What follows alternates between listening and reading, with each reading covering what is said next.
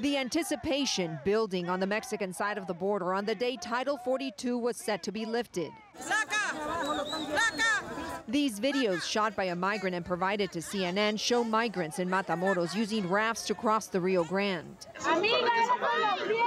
Some in the crowd provide commentary, saying they're tired of the long wait and that U.S. immigration authorities are watching it all happen.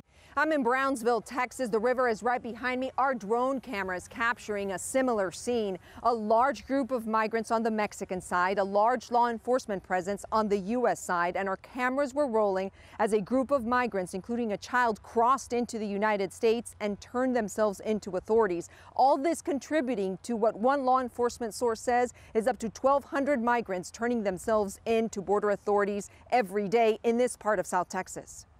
Border Patrol is dropping off hundreds of them in respite centers, say advocates. Most of them travel out the same day.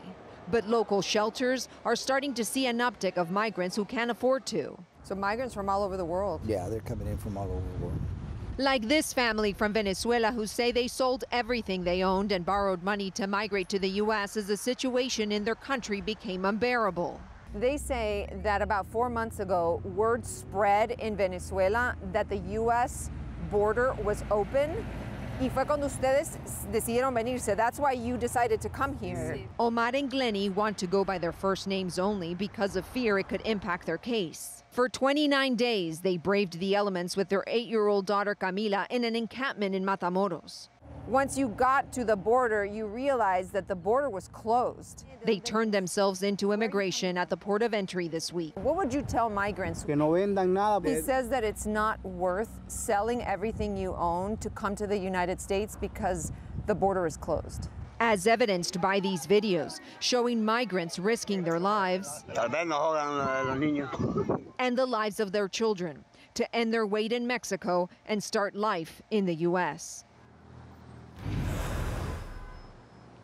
You know, the Venezuelan couple in our story says that their first appointment with the U.S. Immigration Court judge is set for November 2024. That's nearly 2 years away. But, you know, that speaks to the backlog in the U.S. Immigration Court system right now. According to data, federal analysis of federal data by a group at Syracuse University, for the first time in history, there are more than 2 million U.S. immigration court cases in that backlog, Jake. So you might imagine the pouring of migrants that we're seeing that are coming into the country right now, they don't even realize the backlog that they're stepping into.